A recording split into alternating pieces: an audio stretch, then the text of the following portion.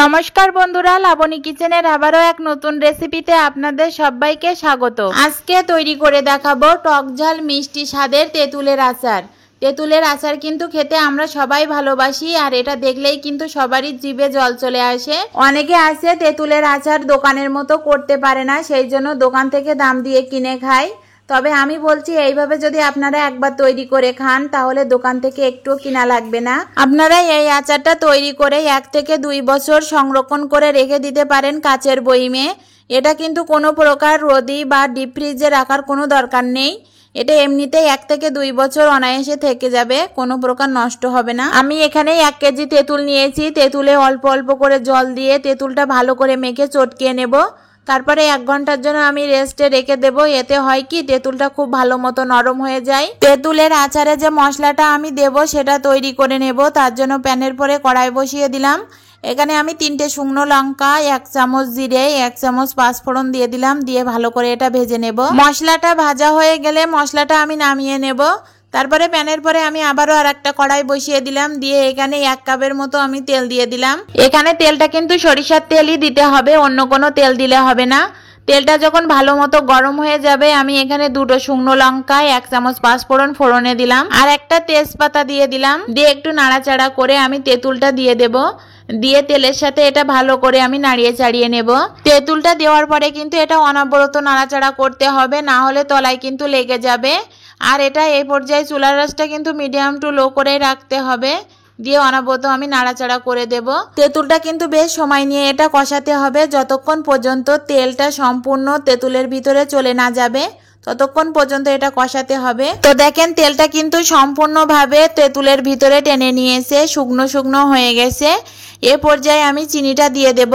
আমি এখানে 1 KG তেঁতুলে 1.5 KG চিনি দিয়ে দেব। আপনারা কিন্তু এখানে কম বেশি করে দিতে পারেন। চিনিটা আপনারা কতটুকু খেতে পছন্দ করেন পরিমাণ মতো বুঝে দিয়ে দিবেন। চিনিটা দিয়ে ভালো করে তেঁতুলের সাথে মাখিয়ে নিতে হবে।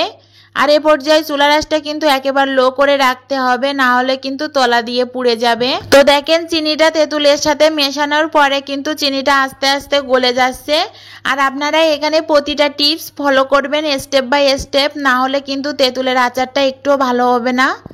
আমি এখানে 1 বছরের পুরনো তেঁতুল দিয়ে আচারটা করেছি। আপনারা যদি চান তাহলে টাটকা নতুন তেঁতুল দিয়েও কিন্তু এটা করতে পারেন, বা কাঁচা তেঁতুল দিয়েও কিন্তু এটা করতে পারেন। তবে পুরনো তেঁতুল দিয়ে করলে এর টেস্টটা কিন্তু একটু অন্যরকম আসে, খেতেও কিন্তু আরও বেশি মজা লাগে। কারণ তেঁতুলটা যত পুরনো হয় এর তেঁতুলের আচারের টেস্টটা কিন্তু তত দ্বিগুণ হারে বেড়ে যায়। আমি এখানে 2 টেবিল চামচের মতো লবণ দিয়ে দিলাম। আপনারা কিন্তু অবশ্যই লবণের পরিমাণটা একটু বেশি দিবেন। চিনিটা দেওয়ার পরে দেখেন চিনিটা গলে গেছে, আর আচারটা কিন্তু অনেকটাই বেশি হয়ে গেছে। আর এ পর্যায়ে কিন্তু অনবরত নাড়াচাড়া করতে হবে, না হলে কিন্তু তলা থেকে পুড়ে যাবে। তো দেখেন তেঁতুলের আচারের কালারটা কিন্তু অনেক সুন্দর এসেছে, আর সুন্দর একটা সেন্ট বেরিয়েছে।